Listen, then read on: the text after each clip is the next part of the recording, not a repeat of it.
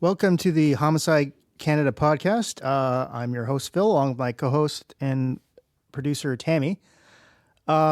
This is episode 66, so kind of an auspicious number, I think. So this is one of our monthly podcasts where we basically go over the previous month's homicides in Canada, where we talk about like the statistics and that, and also some noteworthy ones, homicides that happened in Canada. And this is going to be for July 2025. And also we give up some updates on some previous homicides we covered, whether it's an arrest or like a court verdict in that. They're always fun, I think. And so obviously besides the podcast, if you don't know, we have a website that's associated, homicidecanada.com. And basically, we try to have a page for every homicide that we can find. We also got some statistics there on that. So we have pages for each province. So if you're from Alberta, you can go look at the top, find the link, and go to the Alberta page and find out the homicides for this year or last year or previous years. Same for the major municipalities. We're also on social media. So we're on Twitter or X, homicide_Canada. Our DMs are always open. We're also on Instagram and Facebook. I would just go to those sites and search Homicide Canada. I'm pretty sure will pop up. I don't think there's any doppelgangers out there. And then we got an email, info@homicidecanada.com, so you can hit us up. Hit us up with email or social media, especially if we missed a murder. It happens occasionally, for sure. Sometimes, we're not doing this 24/7, but sometimes the smaller places, or especially in Quebec, they can be like not great coverage from the police or the media. All right, so on these monthly podcasts, we'll do what we usually do. Just start off with some Canada-wide stats and that. So year to date, we found 358 homicides in Canada. So of those, we know the sex or gender. We know males are 240, females are 94. That projects out to 566. And that compares to the 739 we found in 2024. So that's a big decrease. We've been talking about it for a while like this. So this is all the murders. Actually, these stats are up to today, which is August 19th. So, a lot of the year is over. So I think it's pretty safe to say we always miss some. And then sometimes we'll find some from 2025 and 2026 and that. But I think like that would be too many to overcome last year. So good for Canada. A big drop in homicides. So overall, the homicide rate would be 1.36. That's pretty low. For the female homicides, I said we had 94. That projects out to 149 for 2025. And that compares to 154 last year. So pretty close, I would say. Pretty close. And that's a homicide rate per 100,000 of 0.71. For males, so as I said, we found 240, and that projects out to 379. And that compares to the 537 we found in 2024. So that's a big decrease. So it seems to be less males getting killed this year is the reason for the overall decrease. So, and that's a big decrease. Like that's got to be like down like close to 40%. Like that's kind of crazy. And that works out for a male homicide rate per 100,000 of 1.82. So that is pretty low. All right. So we also do in these podcasts, we'll give which province has the highest homicide rates projected in that. So per 100,000. So it has been this way for a while. Saskatchewan leads with 4.8. Manitoba is in 3.67. Usually Manitoba leads most years, but occasionally Saskatchewan will claim the crown. It's not a good crown, but it's a crown nonetheless. Guess who's in third, Tami? PEI. Yes, PEI. It's crazy. They had no murders up until fairly recently. Yeah. And now they have 2. And since there's not many people, that means a homicide. It doesn't look good for It's a homicide rate of 1.8. So I don't know what's going on in PEI. It's kind of crazy. BC is in fourth with 1.61. Then Alberta pretty close, 1.56. Then New Brunswick 1.5. Nova Scotia 1.48. Ontario down at 1.08. Then Newfoundland was 0.88. And Quebec of the provinces has the lowest homicide rate, which they usually often, apart from PEI, was 0.79. All right. So then I have here a list of homicide rates for the bigger places in Canada, bigger municipalities. This isn't this is an exhaustive list, just some ones we're covering. So the highest one that we're tracking right now is Regina, Saskatchewan, up at 5.58. Wow. Then Vancouver, 4.29, but that's primarily because of that I guess that guy who drove his vehicle into a bunch of people. Winnipeg, 3.58. That's usually one of the higher ones. Also Edmonton, 3.13. Montreal, 2.33. Hamilton, 2.22. Ottawa, 2.02.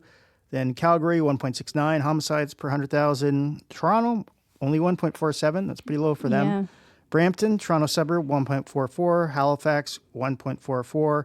Vaughan, another Toronto suburb, 0.49. And then Mississauga, another Toronto suburb with only 0.44. So, yeah, some lower ones there. So, in July 2025, there were 52 homicides compared to 58 in July 2024. That's a 10% decrease, so that's relatively close. That's fairly close, yeah. There were 30 male victims, 18 female victims, and 4 that are still unknown. Yeah, it's interesting because in July, like 10%, that is a difference, but it's not a huge difference. Like we've seen some of the other months compared to the previous year, like big decreases. Yeah, so, like 30%. So yeah, I don't know if we always talk about maybe the heat. I think July in a fair amount of places in Canada was fairly hot. So yeah, I don't know. It was on fire. Yeah, so maybe that contributed that for being the same, whereas the rest of the year it was down. I'm not sure. I can't say exactly why. All right. Yeah. We also, in these monthly podcasts, we'll go through the oldest and youngest homicide of the month. So for July, so the oldest victim was 82-year-old Larry Pierce at Charles Daly Park in Lincoln. That's in Lincoln, Ontario, right? Yeah, like okay, Niagara region. Niagara region. Okay, yeah. So on July 17th, 2025, 82-year-old Larry Pierce was fatally struck while trying to stop his 2012 gray Honda CR-V from being stolen. The vehicle fled the scene and Pierce later died from his injuries. Niagara Regional Police identified 50-year-old Davey Rocchetti as the suspect. A Canada-wide warrant was issued for his arrest on a charge of second-degree murder. Rocchetti was already wanted on unrelated charges and was last seen in Mississauga, reportedly living unhoused. On July 24th, Peel Police responded to a car fire in Mississauga. The burned vehicle was confirmed to be the stolen CR-V linked to Rocchetti. Witnesses saw someone leaving the scene just before the fire, and then on July 29th, after coordinated effort with Peel and Toronto Police, Rocchetti was arrested by Niagara Police at around 7:30 p.m. He's now in custody, and is facing a second-degree murder charge in connection with the death of Larry Pierce. So that's a pretty sad one, where a fairly elderly man was trying to stop somebody from stealing his vehicle and then ends up getting run over. So. All right. And then the youngest victim, a sad one. So that was a newborn in Kingston, Ontario. So on July 27, 2025, police launched a probe into a suspicious death in the city's West End in the 1400 block of Albany Drive. 2 days later, on July 29th, police arrested 22-year-old, I'm not sure how to pronounce this exactly, Mai Nguyen, I think, maybe Nguyen. At the time, she was charged with improperly interfering with a dead body. She appeared in bail court the next day and remained in custody. But the investigation didn't stop there. As more evidence came to light, Kingston police upgraded the charges. So she's now facing a charge of second-degree murder in connection with the death of a newborn child. Yeah, that's kind of wild how at first it was just improperly I guess from what we've seen, like the pattern with the police is often they'll charge with that improperly interfering with a dead body first, I assume, and then that way, like they don't get bail and they can't go anywhere. Right. And then they'll charge later once they kind of like know more what happened in that. So, and we don't know a relationship between the perpetrator, alleged perpetrator, and the victim. Okay. Yeah, they didn't say that, but all right. We can assume. Yeah, we can assume. Yeah. But yeah, we don't know for sure. So. All right.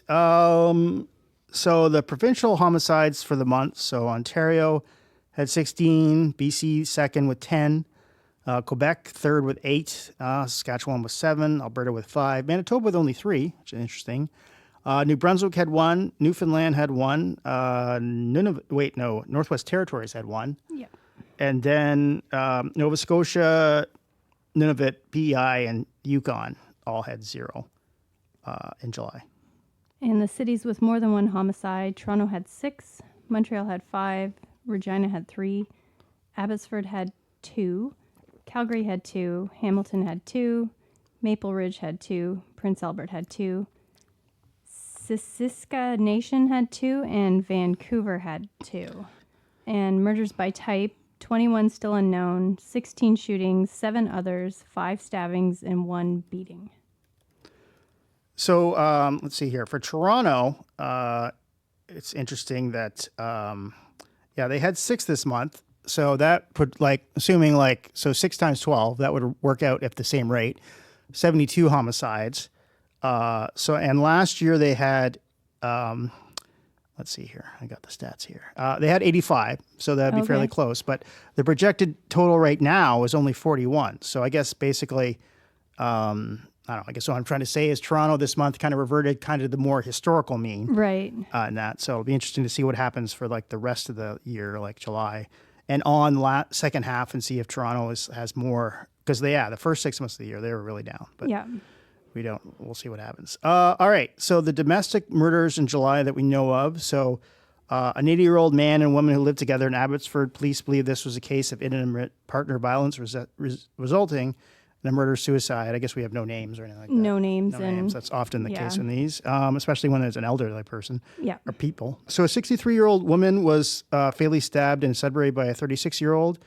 Do we know? I believe it was a male. It was a male? Okay. Yeah. And then police said it was a domestic attack, so I don't know. Maybe the son, we don't know. Maybe. We don't know. Okay. 62-year-old David Foote was found dead in Toronto alongside a 67-year-old man who also lived at the residence. Police believe the older man was responsible for Foote's death. I guess we don't have a perpetrator name or anything. No, we don't know if they were roommates or. Okay. Yeah, and it's interesting too because Toronto's usually better than a lot of police forces for releasing data. So I don't know. It seems like when people are old, they withhold. I guess that definitely does seem to be true. I'm not sure why. Yeah, I don't know. Yeah, it's true because I don't know. You could be. You're just as guilty if you're, unless you're I guess, have dementia or something. Yeah. All right. So Bailey Plover was killed in a Kelowna assault in BC, and James Edward Plover was charged. That was her estranged husband. Z Kwang was charged with the murder of the common law partner Yuk Kwan Chu in Toronto. I suppose the alleged perpetrator was male. And I'm not sure. We're not sure. Okay. Yeah. All right. And then Shelley Marconi in Shania, Ontario. I never heard of this place. Me neither. Shania, Ontario. Her stepson, Kyle Barry, was charged with second-degree murder. It keeps going. So a 51-year-old woman who died in Richmond, I guess that's BC, was the victim of suspected domestic violence. The victim's partner, 33-year-old George Dragnia, has been charged. And a mother and son were found dead in linked incidents spanning Montreal and Ile-Perrot. And there's no names or cause of death, I guess. So. No, but the son was found dead in Ile-Perrot. Okay, all right. Yeah. All right. Now to the part of the monthly podcast where we look at some of the more noteworthy murders. All right. So 14-year-old Abdul Aziz Sar was fatally stabbed in Toronto. So on July 5th, 2025, just after 10 p.m. Toronto, police responded to reports of a stabbing near Eastern Avenue and Woodward Avenue. Paramedics were flagged down outside a nearby fast food restaurant where a young boy had been found with critical injuries. The victim, 14-year-old Abdul Aziz Sar from Toronto, was rushed to hospital, but sadly he didn't survive. His death marked the city's 19th homicide of the year. So then on Monday, July 7th, I guess 2 days later, a 16-year-old male from Toronto turned himself in and was charged with first-degree murder. 4 days later, on Friday, July 11th, another 16-year-old male came forward and was also charged with first-degree murder. And then just recently, on August 8th, a third 16-year-old male, also from Toronto, turns into the police, and he too now faces the charge of first-degree murder. I guess we don't really know too much about this case then? No, too many minors. Too many minors. Yeah, we probably won't until it goes to court. All right. Do we know? Okay, so and it was outside possibly a fast food restaurant then? Yeah. Okay, yeah. Okay, the next one here, Jason Richardson has been charged with murder in connection with the death of 72-year-old Barbara O'Donnell in Belleville. Around 7:35 p.m., emergency crews were called to a home in Belleville's East End. Paramedics discovered a 72-year-old woman outside the residence suffering from severe head trauma. She was rushed to hospital in Kingston with life-threatening injuries. Belleville police quickly launched an investigation, and detectives from both uniform and criminal Investigations Division identified suspects and vehicles believed to have fled the scene before the emergency responders arrived. As they dug deeper, police uncovered a second victim, a woman who had reportedly been subject to an ongoing criminal harassment case by the same suspect. That same night, police were called back to the area on an unrelated matter. At the scene, they spotted the suspect inside a vehicle and initiated a high-risk traffic stop. The suspect appeared to comply, stopping the vehicle momentarily, but then allegedly reversed and rammed into the police cruiser, causing significant damage. He was eventually taken into custody, and inside the vehicle, officers said they found a loaded hunting rifle on the passenger seat.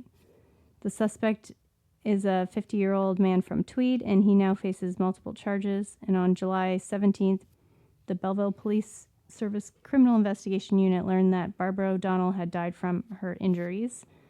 And as a result, the charges against the male suspect were elevated to first-degree murder. And on July 24th, 50-year-old Jason Richardson from Tweed was arrested and officially charged with first-degree murder under the Criminal Code of Canada. So there was 2 victims here. Only one died. That's correct? Yeah, one was a totally separate case. Okay, so then you don't think then that the second victim, she had no relationship with the murder victim then, or? I don't know. Okay. They just said that it was a separate case with an ongoing harassment. Okay. And we know of no relationship between O'Donnell, I guess, and Richardson then. No, unfortunately. Okay. All right. The next one. So a youth was charged with second-degree murder in connection with the fatal stabbing of Shahnaz Pestonji outside of a North York Plaza. So in the morning of July 17th, just after 9:30 a.m., Toronto police were called to the area of Parkway Forest Drive and Shepherd Avenue East. A woman in her 70s had been stabbed outside a shopping plaza in an unprovoked attack as she walked to her car after grocery shopping. So the victim, 71-year-old Shahnaz Pestonji, was rushed to hospital, but she later died from her injuries. There appears to be no interaction or incident leading up to the assault, said Duty Inspector Phil Sinclair.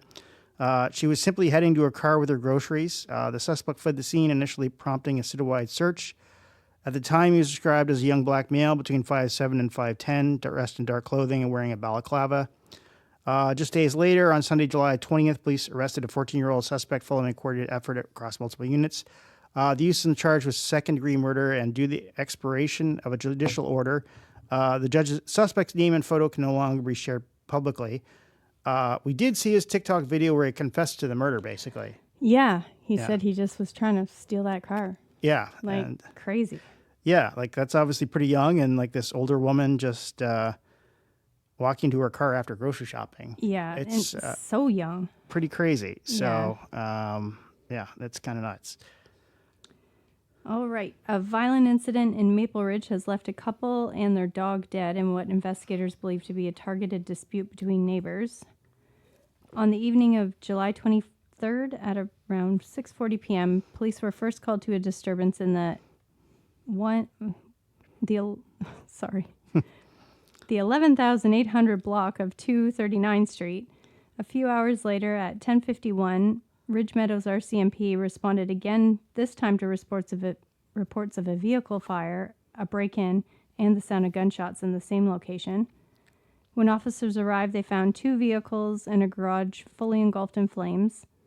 Inside the home, police made the grim discovery Bruce Richards and Roxanne Davidson, both in their 60s, along with their dog, were found dead. So even the dog? Yeah. Wow. The suspect was believed to be nearby and possibly armed. With the help from the Integrated Emergency Response Team, officers entered a neighboring residence where they found another person deceased. The Integrated Homicide Investigation Team, or IHIT, is now leading the case, focusing on the deaths of the first home. Early findings suggest this was not a random act, but targeted by an ongoing dispute between neighbors. Neighbors said they had a long-standing dispute over street parking between the couple and the neighbor. He's been identified as Trevor Hillman, who they also say was the person that was found dead in the neighboring home. So I assume that means somebody was parking in front of somebody's house, I guess. Yeah, that's what often these things are, I guess. But it seems so seems a lot petty. to kill two people and their dog and then light the building on fire. But. Yeah, so Trevor Hillman was the man who was found dead and from a self-inflicted wound. The Independent Investigation Office has now been notified to review police actions during the response. And so no suspects are currently outstanding, said IHIT spokesperson Corporal Suki Desi. And IHIT continues its investigation with support from Ridge Meadows RCMP, forensics teams, and the BC Coroner Service. But all over parking? Oh, that's crazy. Yeah. It's, I don't know. It seems like, I don't know. People let's face it, like, you don't own the sidewalk parking in front of your house. No, people are always parked in front of my house. Yeah. So I don't know. And some people, they get angry in that. And normally it doesn't go this far. But in this time it did. All right. So the next one, in Hamilton, there was a tragic shooting in the heart of downtown that has left one woman who was an innocent bystander dead and another man wounded. This is the first of 4 Hamilton murders we'll talk about, 2 recent ones and 2 updates.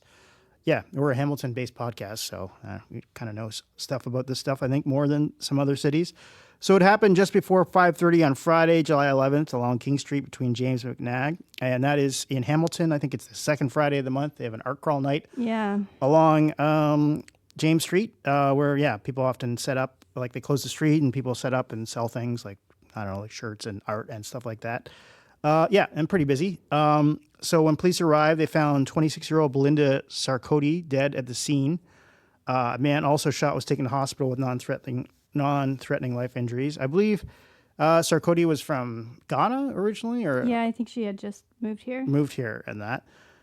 So at the time, the shooter had already fled, and prompting a large police presence as officers worked to secure the area and collect evidence. I was actually kind of hosting an event I do at that time, not maybe a few miles, maybe like 2.5 miles away. And I remember I looked down on my phone and my mother had called me a bunch of times. I'm like, what's going on? It was because, 5:30 on a Friday. It's kind of a crazy time. It's so busy too there. Yeah, exactly. And the art crawl night, that makes it even busier. So where was I? Okay. So at the time, the shooter had already fled, and it prompted a large police presence as officers worked to secure the area and collect evidence. Members of the emergency response unit were also seen clearing nearby Jackson Square.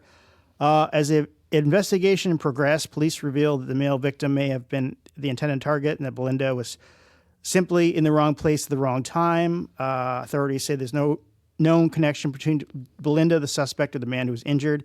The suspect is described as a 17-year-old white male with medium build and brown hair. He was last seen wearing a dark medical-style mask, a black T-shirt with a white design in the front and a large red V in the back, blue shorts, dark socks, and dark shoes. That sounds like dark socks, dark shoes. That's like an old man. And a warrant has been executed for his arrest on multiple charges, including second-degree murder and 2 counts of attempted murder. So one interesting thing about this, alleged perpetrator, is that the police did release his photo and his name. I guess got an exemption from the Minor Factors Act for like a week or something like that. Yeah. And I'm kind of amazed that he hasn't been arrested. So yeah, and I honestly feel like if they're still looking for someone, they should leave it there for people to see. I think so too. He hasn't been, he's still dangerous potentially. Yeah. So, because I think in the first week that I did hear that the Hamilton police did went to some houses and that, and looking for him and that, but he hasn't been found. I'm kind of amazed because he's only 17 years old, and I don't think he has many resources in that. You wouldn't think so. No, I don't from what I've read a little bit, that I don't think he's not, so his parents aren't super rich or anything like that. And flying into to the Czech Republic, like some other murderers we've seen. And that. So I'm amazed that he's been able to stay undercover for this long. There was a sad part too, where I guess somebody tried to give CPR to Sarkody, and then their purse was stolen. Yeah, luckily they caught that woman too that stole the purse. Yeah, so they found the purse dealer, but unfortunately they haven't found the homicide one yet. Actually, it went down to the scene, I guess maybe an hour and a half later or something like that, and everything was all blocked out. And if Jackson Square is basically the big mall in Hamilton, and basically you can argue where the entrance is at James and King, and I think you can argue that's probably Hamilton's most important intersection. So probably, yeah. The busiest. So yeah, it's kind of a crazy thing for that to happen in that. So All right, the next one here. A hit and run on Siksika Nation has left 2 men dead and a woman critically injured, prompting first-degree murder charges against the suspect driver. It happened the evening of July 26, just after 9:30 p.m. in the 54 Map 3 subdivision. Glenitchin RCMP were called to the scene, and where they found 5 pedestrians had been struck by a vehicle. So 5. Yeah, but I guess not all of them were hurt. Okay. 2 were pronounced dead at the scene, and 1 woman was rushed to hospital in critical condition, and the other 2 were unharmed. The victims who lost their lives have been identified as 27-year-old Trayton Runningbird and 45-year-old Clifton Saddleback, both members of Siksika Nation. 45-year-old Emmeline Turningrobe, also from the community, remains in critical condition. According to investigators, the group was walking together and a vehicle hit them and then fled the scene without stopping. Following an investigation by the Alberta RCMP Major Crimes Unit, 27-year-old Adolphus Weaselchild has been arrested and charged with 2 counts of first-degree murder and 1 count of attempted murder. So this the alleged perpetrator's name is Adolphus Weaselchild. Yes. That's an unfortunate name. Yes. Maybe some foreshadowing as well. Maybe. RCMP have extended their condolences to the victim's family and the Siksika community as they continue to search for answers in this heartbreaking case. So I did read an article, and one of the unharmed people said that they had an altercation with this person prior to this. Oh, okay. So I'm not sure what happened, and maybe they weren't allowed to talk about it. Oh, wow. Okay. But who knows? But yeah, like running down 5 people and killing 2 of them. And that, Yeah. So Like, that's intention. yeah. No, yeah, for sure. You got to figure that's, well, he was charged with first degree murder. Like, Yeah. Like if you choose to run somebody down, I don't see how you can not say it's first degree murder. Like that's a choice, but. Yeah. All right. Although, I don't know. We've seen people stabbed sometimes, and that's kind of a choice too. So, But even sometimes car-related ones have been manslaughter in the Yeah. end, so who Yeah. knows what So- happened. I guess the thing is sometimes there can be some pleas in that, but yeah. All right. Yeah. So the next one, so there's another Hamilton, Ontario one in the area. So 2 men have been charged in the connection with the fatal shooting of 25-year-old Zachary Schumann in the community of Dundas. So around 5 p.m. on July 27th, when Hamilton police were called the area of 77 Governor's Road after reports of gunshots. I guess that's a condo building. Yeah. Tami? All right. When police officers arrived, they found Zachary Schumann unresponsive. He was pronounced dead at the scene, so a gray Dodge Ram registered to Zachary Schumann was also located nearby. Witnesses reported seeing a blue Ford Edge leaving the scene. Investigators said the drivers of both vehicles had a brief interaction earlier that day in the Metro grocery store parking lot just down the road. Since the shooting, a GoFundMe has been set up to help Zachary's parents raise his 3-year-old daughter, Briar. On August 10th, Hamilton police arrested 30-year-old Andrew Kowalik of Dundas and charged him with second-degree murder. The following day, 27-year-old Musi Gebramani, Maybe it's Gebra Mariam. that's probably it, okay, of Kitchener was also charged and faces the same charge of second-degree murder. So Staff Sergeant Sarah Beck stated that Gebra Mariam is a known drug trafficker. Both suspects are known as Zachary Schumann, and they appeared in court on August 11th, and they remain in custody. So, yeah, it was interesting when this first kind of broke in that, the way it was kind of described. We kind of wondered if it was more kind of a road rage type thing, but Yeah. now it doesn't seem, yeah, it from what the doesn't police seem said, like it. doesn't seem that that's the case. So, all right. One of the men involved in Toronto's 2005 Boxing Day shooting is once again facing a murder charge, and this time in Montreal. Montreal police responded to a shooting on July 15th at around 12:45 a.m. in the Place de Pâques, I think that's how you say it, located in the area of Saint Laurent and René Levesque Boulevards. On arrival, police located a man in his 30s suffering from serious injuries. Despite life-saving efforts, the victim could not be saved, and he has been identified as 33-year-old Abdek Kenneth Ibrahim. 43-year-old Jeremiah Valentine has been charged with first-degree murder in the killing of Abdek Kenneth Ibrahim. Valentine is no stranger to high-profile violence. He was one of several men convicted in the 2005 Boxing Day shootout in Toronto, a gun battle between rival gangs that killed 15-year-old Jane Kebra I think it's Kreba. and injured 6 others. Jane had been out shopping with her family on Yonge Street when she was caught in the crossfire. And the Crown has not released further details about the case, and the Parole Board of Canada has not commented on whether Valentine was out on parole at the time of the shooting.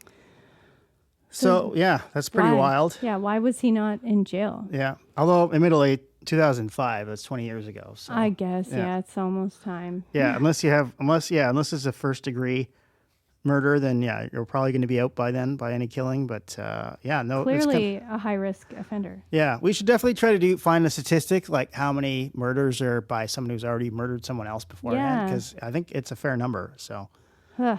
all right, on to the part of the monthly podcast where we go through some updates. So yeah, this is one that we kind of cover these types of cases sometimes because it's interesting where somebody's been charged in a homicide for like basically supplying drugs and that. So this one's a little different. I'll get into why shortly. So a St. Catharines, Ontario man has been found guilty of manslaughter in the overdose death of Niagara social justice advocate Liam Coward. So on August 14th, Ontario Court Justice Cameron Watson convicted 46-year-old Thomas Cormandy in connection with Liam Coward's death, which followed a crystal meth overdose in 2020. Coward was 28 years old at the time of his death. Justice Watson described the case as one of the most complex decisions of his career, so I guess it's not a jury trial. According to the Hamilton Spectator, the written ruling spanned nearly 80 pages. Decision he said he worked on every day of his vacation, underscoring its significance. While manslaughter convictions related to fentanyl overdoses are becoming more common in Canada, this case broke new ground, involving crystal methamphetamine, a drug with far less legal precedence in overdose rulings. So yeah, we have definitely covered some cases before for fentanyl overdoses where somebody's been charged with like, I don't know, manslaughter usually. Coward, known for his community activism, sat on the board of Positive Living Niagara and was a member of St. Catharines LGBTQ2S plus advisory committee. His sudden death shook the local community. The court heard that Cormandy had sold Coward crystal meth on 2 separate occasions. The first time, Coward's partner intervened, forcing him to return the drugs, but Coward later purchased them again from Cormandy. Hours later, he woke his partner in distress, saying he injected the drug and was overdosing. He was rushed to the hospital where he died the next day. A forensic report confirmed that Coward died from a brain injury caused by methamphetamine toxicity. Prosecutor Stephanie Ford argued the evidence clearly showed Cormandy was the source of the drugs, with text messages confirming the transaction. Cormandy pleaded not guilty, but was also previously convicted of counts of drug trafficking in relation to the same case. His defense lawyer, Mark Evans, asked the judge to consider whether Cormandy could have reasonably foreseen the risk of death, a key point in the manslaughter charge. Another man, 63-year-old Douglas McClellan, was also charged in the investigation. He pleaded guilty to drug-related offenses and was sentenced to house arrest earlier this year. So Cormandy is expected back in court on August 25th. I assume that's for sentencing. Yeah. So fentanyl, it's definitely, we've seen cases before where people have charged and convicted of manslaughter, basically. Yeah. But yeah, we've never seen it for methamphetamine. No. It's interesting too, because methamphetamine, I'm not a big expert, but it seems like it causes a lot less overdose deaths than fentanyl. Like, it'll ruin your life. Yeah, and to be honest, I didn't know that it was injectable. Yeah, so I guess, and it's interesting that the partner tried to prevent him from doing it, but he still did. And definitely a sad case and interesting. I guess for us, for our statistics, we're kind of interested in it just because, if everyone who has a drug overdose, they charge the supplier with murder, that would be a lot of murders. So. Oh God, yeah, especially like the past few years here. Yeah. Okay, Larissa Shingabis has pleaded guilty to manslaughter in the 2020 killing of a Hamilton senior, Gladys Little. So Larissa Shingabis is now 31. She admitted in court to killing 79-year-old Gladys Little, whose body was discovered in her Park Street South apartment on May 16th, 2020. Gladys had missed her regular check-in call with her son that day, prompting the family members to go to her home. When they arrived, they called the police. Officers arrived around 4 p.m., and due to the scene they encountered, a post-mortem was ordered. The autopsy confirmed what investigators feared. Gladys had been the victim of a homicide. In the days that followed, police issued warrant for Larissa Shingabis, who was then 26 and living a transient lifestyle. She was last seen leaving Gladys's building a day before the body was found. A local shelter later tipped off police to her whereabouts, and she was arrested on May 24th, 2020. And she was also charged with first-degree murder. But as the case developed, her legal team raised serious concern about her mental health at the time of the killing. After a lengthy discussion with the Crown and a detailed GLAD report outlining her personal history, including trauma, abuse, and systemic challenges she faced as an Indigenous woman from Cat Lake First Nation, and the charge was then reduced to manslaughter. So on August 8th, 2025, the court accepted a joint sentencing recommendation for 2 years in custody, followed by 3 years of probation and a mandated treatment at a facility for mental health and addiction. So basically, I guess she's been in custody since May 2020. Yeah. So she's done a little bit of over 5 years, because I assume like she was in custody the whole time. And now they recommend 2 more years in custody. I'm not sure, like I would guess probably she won't serve the full 2 just because it's not second degree or first degree murder. So, Yeah. So yeah, like obviously not going to spend that much time. And yeah, basically, she just kind of came into this woman's apartment building and killed her. So Yeah, I wonder, like, how'd she even get in? I don't know. I guess the thing is like, I don't know, you follow someone in or something like that. Yeah. So and how did she get into her individual apartment? I believe she was killed in her apartment. Yeah. So I don't know. It's a pretty sad case, and pretty sad too that she's not going to do very much time for this. So Yeah. all right. So a violent 2022 assault inside a New Brunswick prison has now led to a second murder conviction. This is interesting just because of all the murders that kind of are involved here. So 31-year-old Christian Enang Clyke has been found guilty of second-degree murder in the connection with the death of fellow inmate Richard King. The verdict was handed down on August 5th in Miramichi Provincial Court. Clyke is scheduled to be sentenced on October 28th at 1:30 p.m. The incident dates back to October 6, 2022, when RCMP were called to the Atlantic Institution at Renew. Around 5:20 p.m., staff discovered Richard King badly injured inside his cell. The 49-year-old was rushed to the hospital with life-threatening injuries, but later died. King had been serving a life sentence for the 2006 second-degree murder of Sean Budgie Toma of Woodstock First Nation. The man now convicted in his death, Christian Enang Clyke, was already serving a sentence for another second-degree murder for the 2011 fatal shooting of Angela Hall in Halifax. Clyke was formally charged in May 2023 and has remained in custody ever since. So, yeah, a lot of murder going on here. Yeah. And that kind of gets back to our, how many murderers are convicted by somebody who's already murdered somebody else. I would say like a fair amount. Yeah. Although interesting here too, like the victim also had murdered someone else. So Yeah, and like this Christian Enang Clyke is not that old. yeah, no, that's true too. So yeah, that's like a second murder and not that old. You're right. So we should. I wonder if we should almost like track the number of prison homicides. The one thing is they're not usually too great on giving that information in that. So No, there's not usually a lot of information. I had to dig to figure out why they were there. It took a little while, but I figured it out. So Oh, great. a lot of Google pages, but all right. Murder conviction overturned for Windsor man in the 2016 killing of his girlfriend. So Windsor man was convicted in the brutal 2016 stabbing death of his girlfriend, and he's now getting a new trial. The Ontario Court of Appeal has overturned the second-degree murder conviction of John Wayne Pierre, who has been serving a life sentence after being found guilty in 2018. Pierre admitted to killing Leslie Watersworth, 42, during a jealous rage after days of drug use, alcohol, and no sleep. Watersworth suffered 69 wounds, mostly stab injuries. After the killing, Pierre put on a business suit over his bloodied clothes and went out, eventually leading to his arrest. That's some strange behavior. Yeah, like why didn't he take his clothes off Yeah. and put on new clothes? Anyway, but now 3-judge appeal panel says the jury at Pierre's trial was not properly instructed, especially on key issues like Pierre's mental state and behavior after the murder, which are essential when deciding if someone had the intent required for a murder conviction. So as a result, the court had no alternative but to allow the appeal, ordering a full retrial. So Pierre's defense originally argued for manslaughter, citing background of abuse, addiction, and mental health struggles.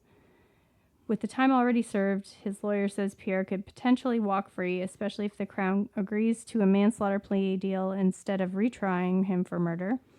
And the case is now back in the hands of the Ontario Attorney General, who will decide the next steps. Yeah, it's like we always discuss in these podcasts, like there's a big difference in sentencing between manslaughter and second-degree murder and first-degree murder. Like first-degree murder, that's you're 25 years before parole. Like they can't cut it down.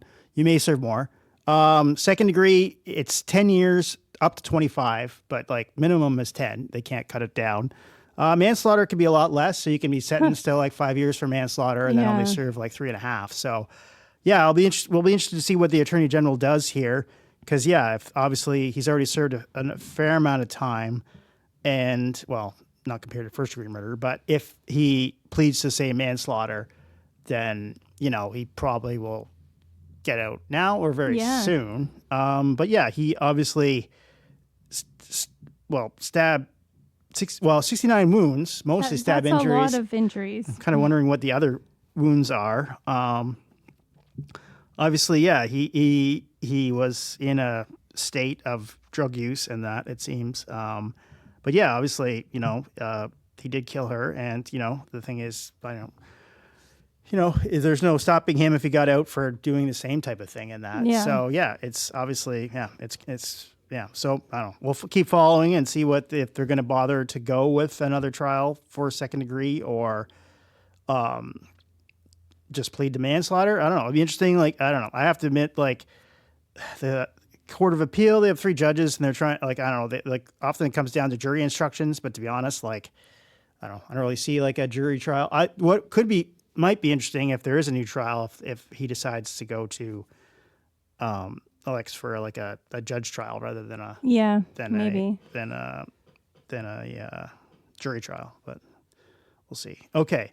Another Hamilton case. So Hamilton had made 2 arrests in connection with a tragic shooting of 21-year-old Harsimurat Randhawa, Mohawk college student. So it's basically the second time we're talking about basically someone in Hamilton was killed, a female, by just a random shot trying to kill someone else. So the incident happened on April 17th, 2025, near Upper James and Mohawk on Hamilton's Mountain.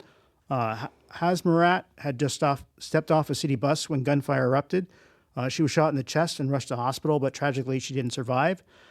She was originally from India, and she was studying occupational physiotherapy and had been in Canada pursuing her dreams until her life was cut short by senseless violence.